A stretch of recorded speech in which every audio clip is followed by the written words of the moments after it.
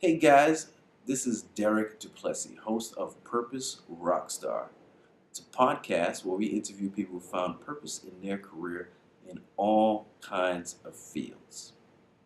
Today's interview is with Jesse Kornbluth, the guy in charge at headbutler.com. Jesse's a character, I'm telling you. When you listen to this interview, you know what I'm talking about.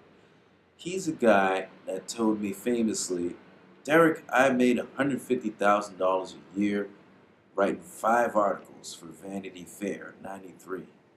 And he actually told me about why he left that job. It's an unbelievable story that includes none other than Michael Jordan. Jesse's been at Vanity Fair, he was at AOL, and he's been rolling with the punches for a very long time. I know you'll enjoy this.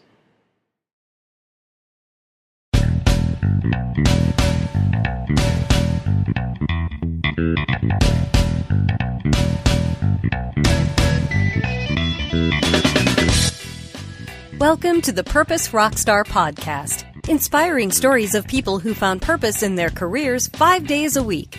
Unleash your inner rock star and tap into your highest purpose with your host, Derek Duplessis.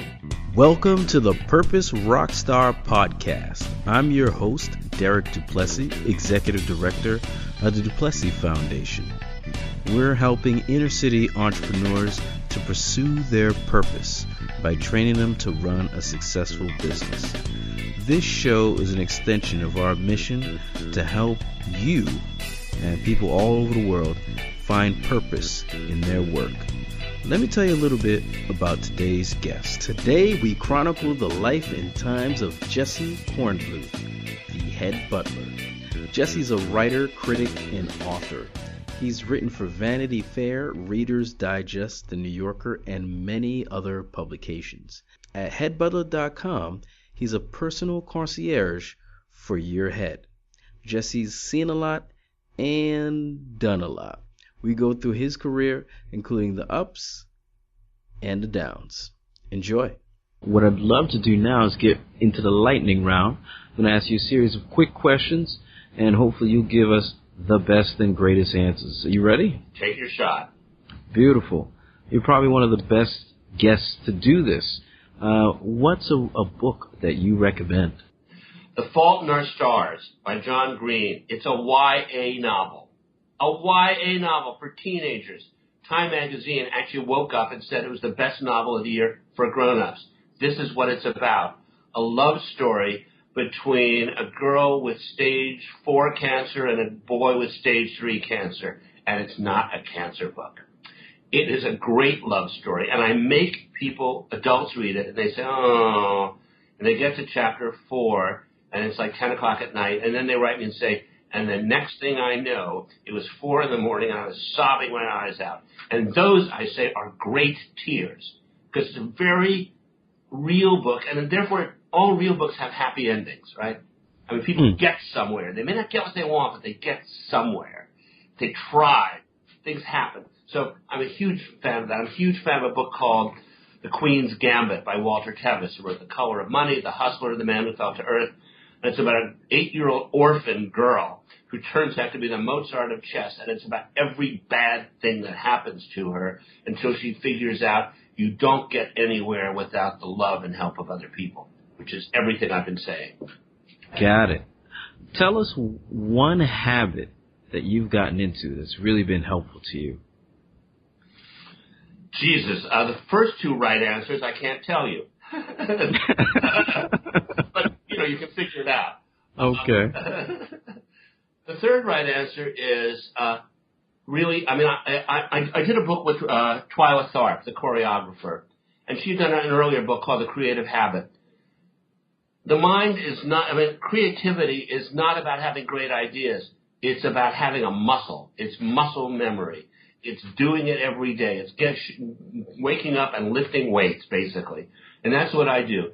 People say, oh, you're so creative. Nonsense. I am a blue-collar worker. I am a laborer. I should wear a Carhartt jacket, right, when I work, because all I do is work. And the work is ennobling. I mean, work is really good for you. It's good for me in any event. So take us through, what is your workflow? Do you try to write at a specific time? Do you write a word count per day? So how do you break it down? How about living in a 24-hour emergency, right? How about, shutting up about all of that? Here's what I do. Because I'm old and I have the kidneys of a 95-year-old, I wake up at 2 or 3 in the morning. And sometimes I go to the desk and I type things out. This is what I really believe, however. 1, in mental clarity, this pill. But 2, I used to walk around the reservoir, or I take a walk, and I say, God gives me my marching orders. I mean, it's ridiculous that I believe this, right? I mean, because. But I believe if you go and you put yourself, outside and you walk around, you come back with something. I used to work for Tina Brown, and she used to say, go out and bring something back, even if it's only a cold. And I believe in that. So, yeah, I just work, I read, and do stuff. My wife comes home, we have dinner for 10 minutes, then she works, and the kid has a sort of study hall, and the 3 of us are sitting here like, 3 little mice. And about 10:30, 10:45, my marriage begins. And it ends at midnight, and, we call that a life. It kind of works for us. I am not mad at that. I'm not married, but maybe that's a good way to go about it. A lot of times in the hero story, it's a singular story, but we all know no one person that's quote-unquote successful can really make it without other folks along the way.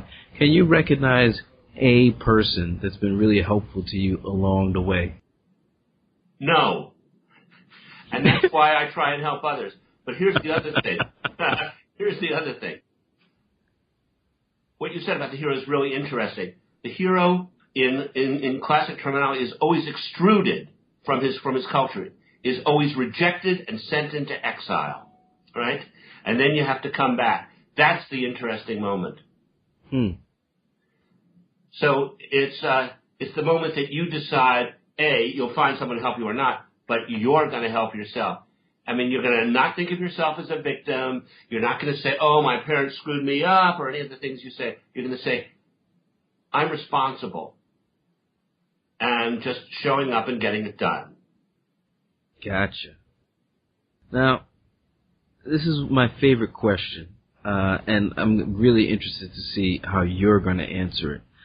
Given all your experience, all that you've done, all you've seen, why are you here? What's your purpose?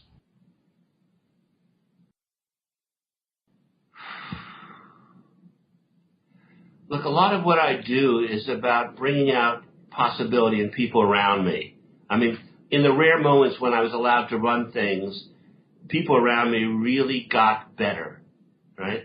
Because I loved them and they knew it, and the mistakes were mine and the successes were theirs. I taught at NYU for a while at the film school. I taught Chris Columbus, who went on to direct Home Alone and the Harry Potter movies. I taught Vince Gilligan, who did Breaking Bad. I didn't teach those guys much. I helped them get agents, right? That's sort of the cool thing. Believe me, as I said, I didn't teach Vince much, but I've learned a lot from him. So, that's the thing. It's like, and that's what a head butler can do. He's a maitre d'. I hook you up with something you need to know, or someone you need to know. And then things are different.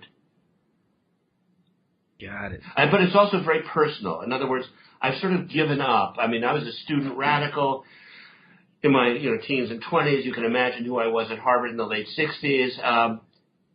Great, but I don't think it really stopped the war or changed the world as much as the small things that everyone can do every day to actually affect individual people's lives, and that's immensely satisfying.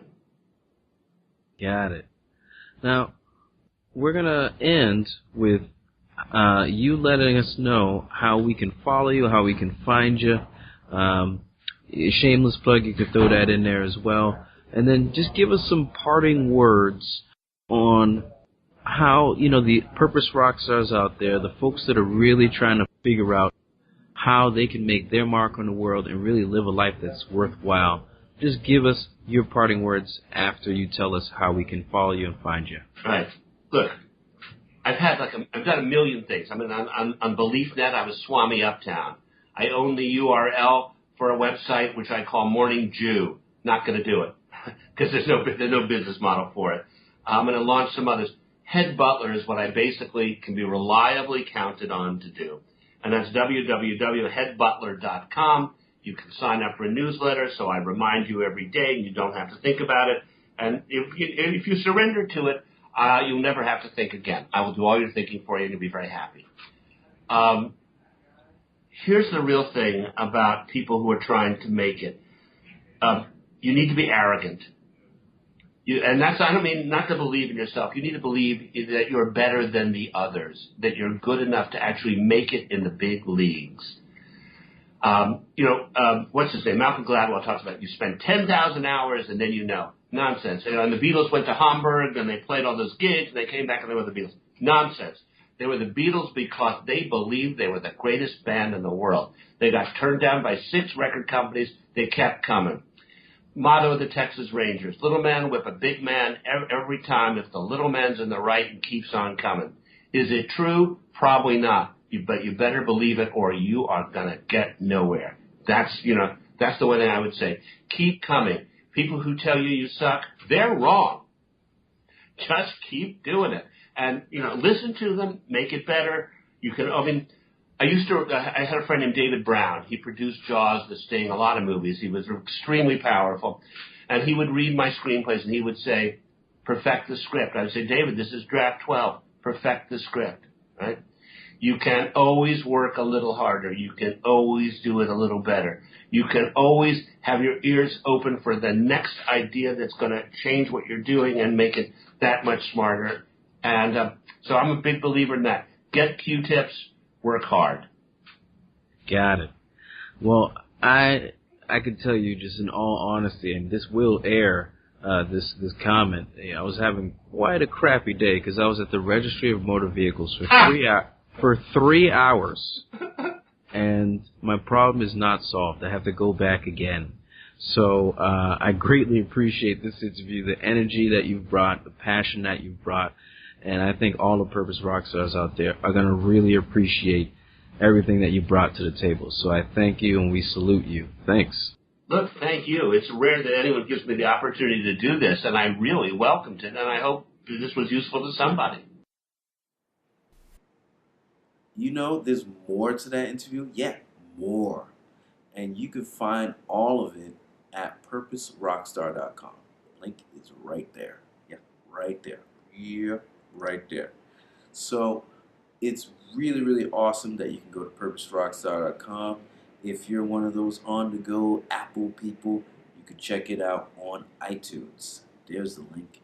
And for my non-Apple people, I'm going to make sure there's a link on Stitcher somewhere next to me. So you got iTunes, Stitcher, and purposerockstar.com. Tell your friends, tell your family. We're on Twitter and Facebook.